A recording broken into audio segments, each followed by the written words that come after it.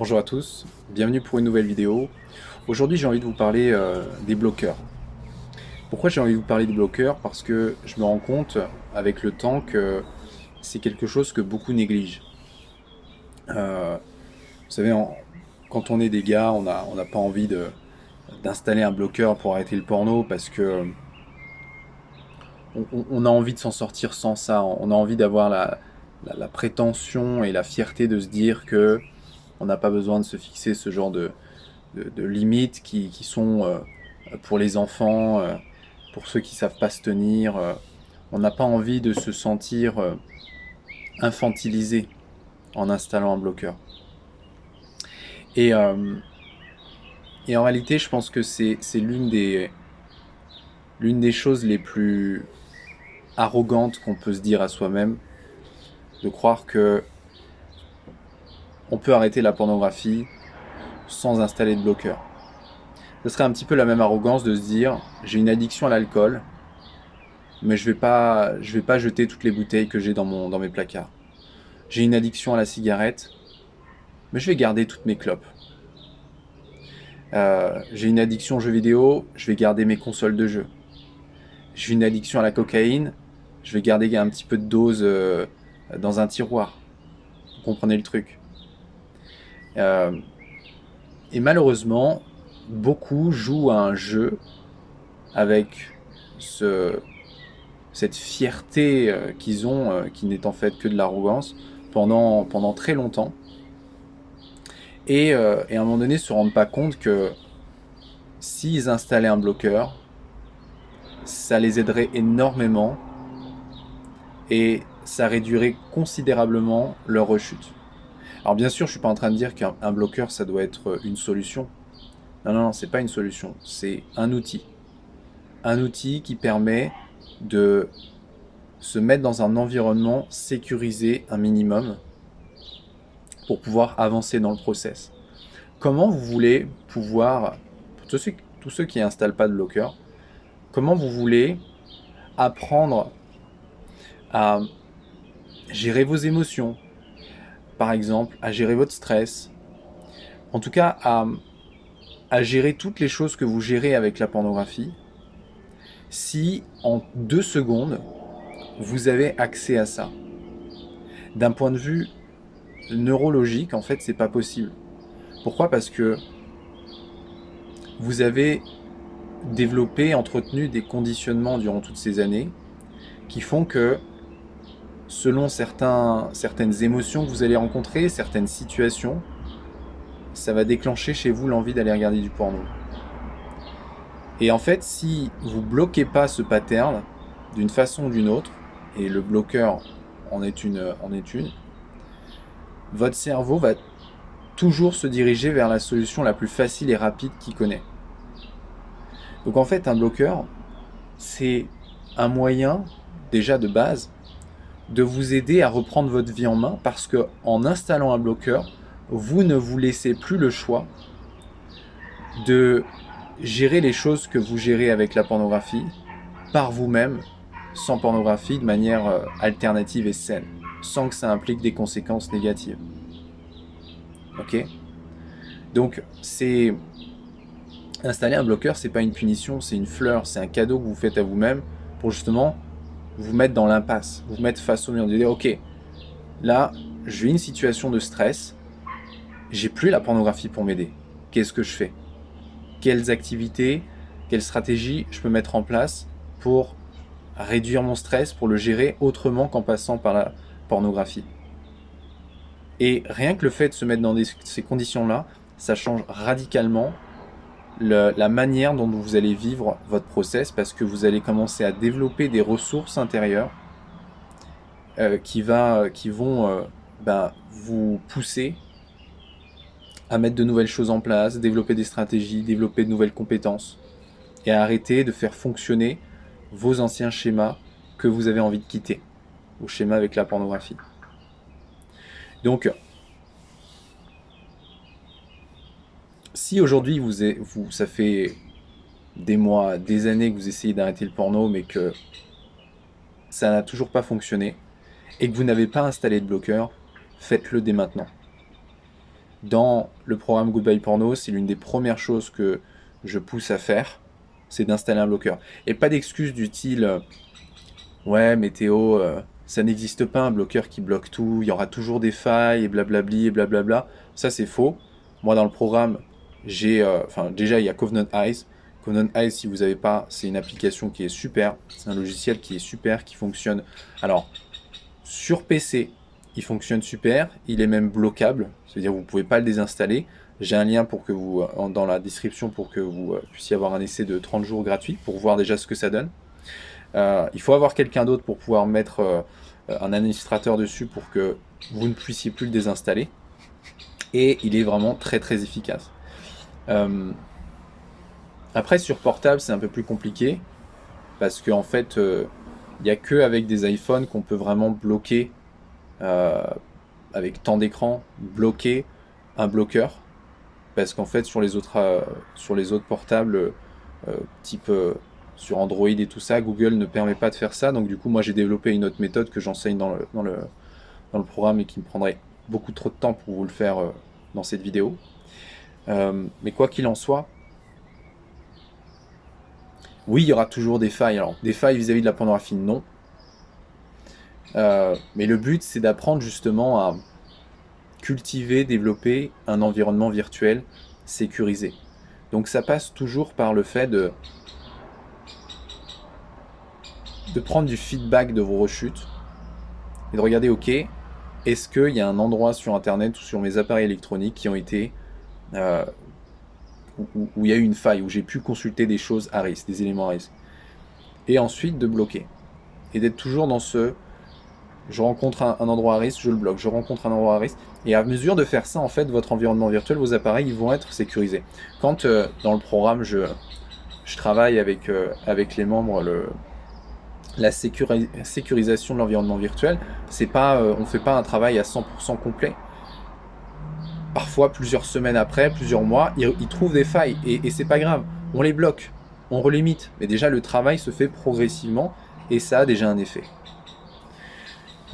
Maintenant, avant de terminer cette vidéo, je voulais aussi vous partager une chose que j'ai remarqué, c'est que bien souvent aussi, j'en ai parlé un petit peu au début de la vidéo, on ne veut pas installer un bloqueur. Pourquoi? Parce que on a une mauvaise représentation de ce que c'est. Comme je l'ai dit un peu, on a l'impression que ça nous infantilise. Et ça, on n'aime pas. On n'aime pas avoir l'impression d'être un enfant à qui on met des limites. J'en ai discuté hier, j'étais en coaching avec un des hommes que j'accompagne et il me disait exactement ça, et ça je l'entends plein de fois. Et ce qui est intéressant, c'est que lui, il a trouvé la solution. Et la solution, c'est de changer de représentation. C'est passer de cette représentation. Le bloqueur est quelque chose qui me limite dans ma vie, quelque chose qui me restreint d'Internet et tout ça, à quelque chose de beaucoup plus positif et ressource. Lui, dans son cas, il a compris que, en fait, la manière idéale pour lui de voir un bloqueur, pour vraiment l'installer et pour qu'il ait un rapport sain avec, c'est de le considérer comme un assistant.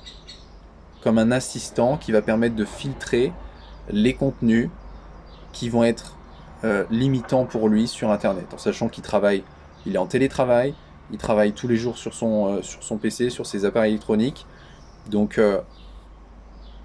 c'est indéniable qu'il a besoin de fixer un bloqueur pour avoir des limites en termes de contenu qu'il peut aller regarder ou auquel il est exposé. Donc, vous voyez, c'est juste une question de représentation. C'est comment est-ce que je me représente le fait de mettre un bloqueur. Est-ce que je me considère ça comme un sacrifice, comme quelque chose d'infantilisant, ou comme une aide, comme un soutien, comme un outil. Et c'est pareil pour toutes les limites que vous fixez dans votre vie. La seule raison pour laquelle vous n'arrivez pas à vous fixer des limites et à les respecter, en tout cas l'une des plus grandes raisons, c'est parce que votre rapport avec ces limites est limitante. Tout simplement. Voilà, j'espère que cette vidéo vous a parlé. Si c'est le cas, n'hésitez pas à me le dire en commentaire.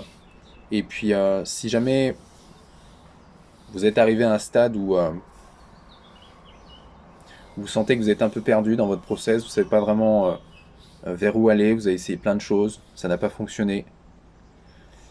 Là, je vous invite à réserver un appel avec Nicolas. Nicolas qui est mon coach qui va se faire le plaisir de faire un appel, une session d'évaluation avec vous pour faire un petit peu le point sur votre situation. Qu'on soit clair sur une chose, c'est pas parce que on vous prend en session d'évaluation que forcément on va travailler avec vous. Nous, on a des critères précis pour travailler avec les hommes avec qui on sait qu'on peut avancer et aider. Et justement, cet appel d'évaluation, il nous sert aussi à regarder si est-ce que vous faites partie des personnes qu'on peut véritablement aider. Et si c'est pas le cas, on vous dira pourquoi on ne peut pas vous aider actuellement, et on essaiera de vous diriger vers, vous donner des pistes pour avancer de votre côté, vous dire quoi faire pour que vous soyez prêts à travailler avec nous. Et peut-être qu'en vous disant ça, certains d'entre vous se demanderont ah bon, bah c'est quoi du coup, à quel moment est-ce que je peux pas travailler avec Théo et son équipe? Je vais vous donner 2 raisons. Il y en a d'autres, mais je vais vous en donner déjà 2. La première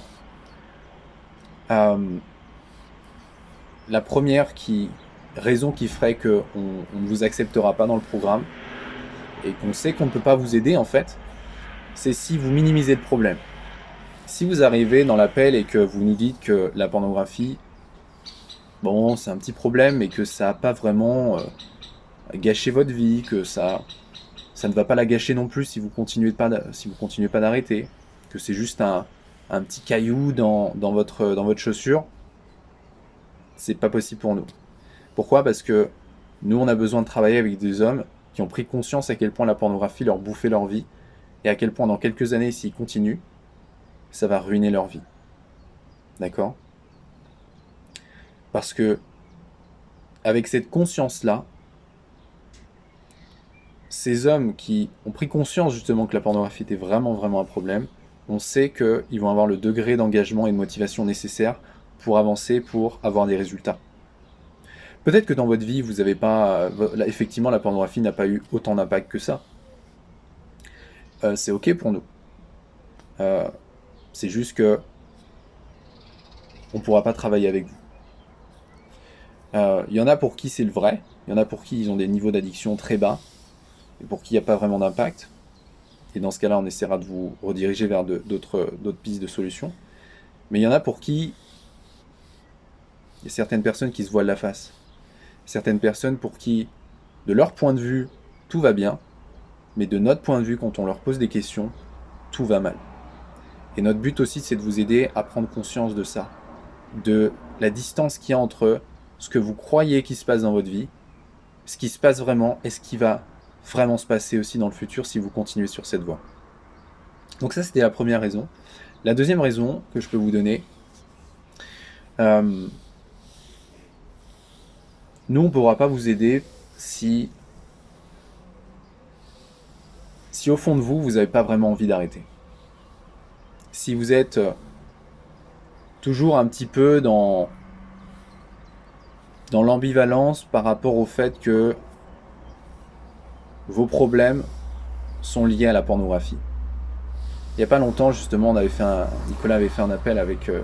on a parlé de quelqu'un qui n'était pas sûr, en fait, que tous les problèmes qu'il avait dans son couple soient liés à la pornographie. Et que, idéalement, il espérait qu'il puisse continuer. Et qu'en réalité, on s'est rendu compte que c'était pas pour lui qu'il voulait arrêter la pornographie, c'était vis-à-vis de sa femme qui en souffrait. Et lui nous disait que son problème, c'était plus que sa femme en souffrait que le fait que lui en regarde et que ça amène des conséquences. Pourquoi? Parce que pour lui, il n'y avait pas vraiment de lien. En tout cas, il se posait des questions. Et ça témoigne chez lui du fait que, en réalité, il ne veut pas arrêter la pornographie. Il voudrait idéalement que son couple s'améliore et tout ça, que des souhaits, mais pas de décision, rien du tout, et surtout pas de conscience que la pornographie est un problème pour lui.